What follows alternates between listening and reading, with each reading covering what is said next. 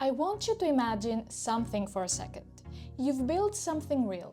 A space, maybe a studio, a spa, a retreat, a wellness brand where people come to breathe, to slow down, to feel like themselves again. The energy in that space, you've spent years crafting it, every detail, the lighting, the scent, the way your staff makes someone feel the moment they walk through the door. And then someone tells you, you need to put all that online.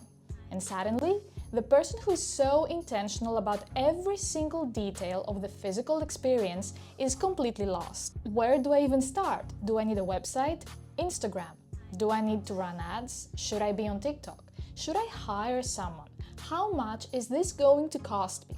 If any of that sounds familiar, this video is for you and this entire series is for you.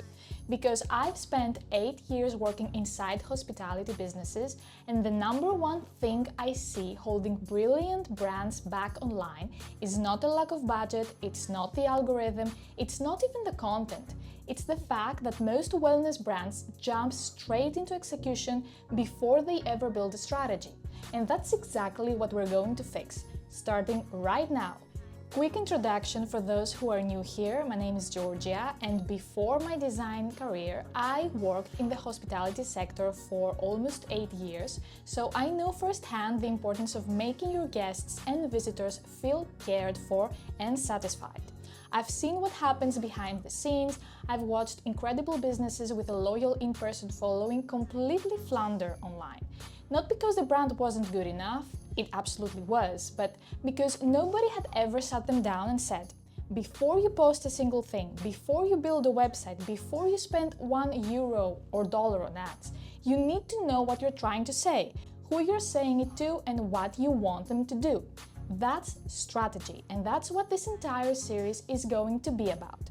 Episode 1, we start from the very beginning, because the foundation determines everything that comes after. Let me paint you a picture that I see constantly. A wellness brand decides to get serious online. So what do? They go and hire a graphic designer for a logo. Then they build a website, usually because someone told them they need one. And they spend months going back and forth on fonts and colors. Then they start an Instagram page. They post a few times, don't get much traction, and then panic hire a social media manager who posts nice photos but doesn't really understand the brand. 6 months later, they've spent thousands, and they have a website that doesn't convert, a social feed that looks pretty but doesn't grow, and absolutely no idea which of those things is actually working. And the problem isn't any of those decisions, because each one might be a fine decision in isolation. The problem is the order. They started executing before they had a strategy. And when you do that, every piece of the puzzle is being built on isolation.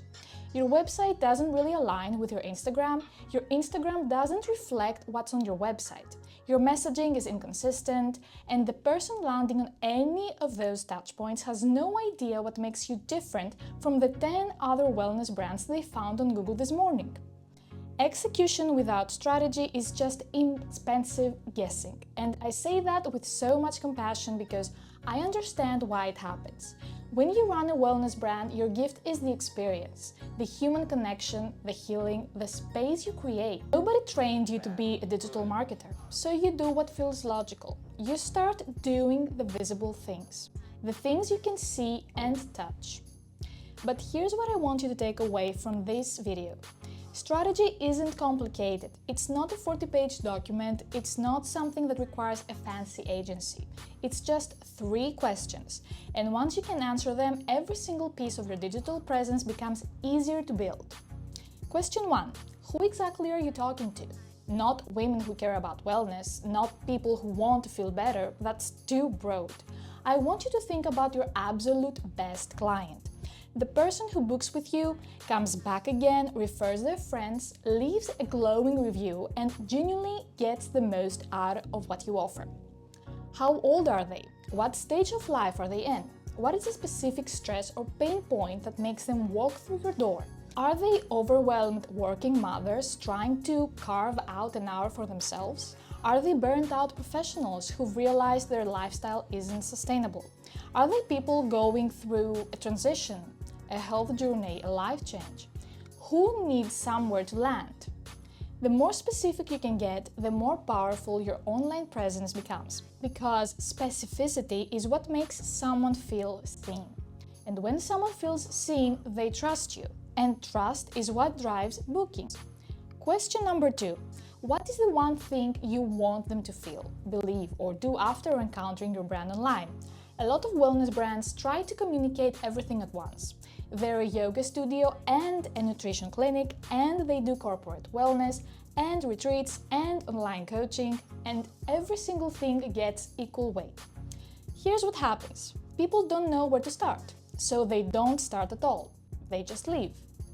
Your digital presence needs a primary job. Maybe that job is to get someone to book a first visit. Maybe it's to get them onto your email list. Maybe it's to make them feel so aligned with your values that following you becomes a no-brainer. Pick one, lead with that.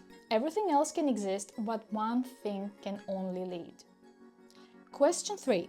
What makes you the only choice for that specific person? This one is the hardest and the most important. It's what you call positioning. And most wellness brands either haven't figured this out or they're scared to claim it. Your positioning is not your service, it's not your qualifications, it's not that you've been open for 10 years, it's the intersection of who you are, who you serve, and what you do differently. Maybe your approach is rooted in a specific cultural tradition. Maybe you specialize exclusively in stress and burnout recovery for women in their 40s.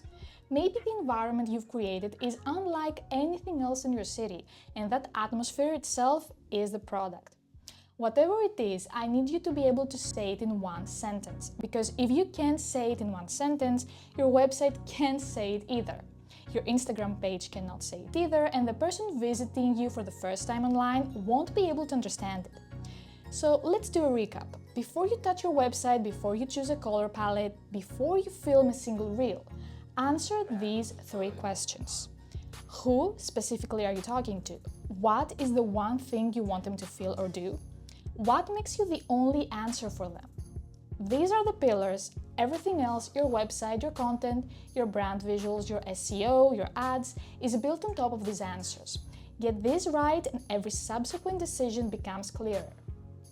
I know this might feel like a lot to sit with. You might be watching this and thinking, okay, but I still don't know how to actually build my website, or I still don't know what to post. This series is going to walk you through every layer of building your digital presence as a wellness brand, from strategy to branding to your website to content to how you actually get found online. But we start here because I've watched too many beautiful wellness brands spend money they didn't need to spend on things that didn't actually work for them, and it always came back to skipping this step. If this video was useful, subscribe, because everything coming next in the series builds on what we've covered today. And if you are already at that point where you yourself is feeling lost, I can help, the links below. Take care of yourselves, I'll see you in the next one.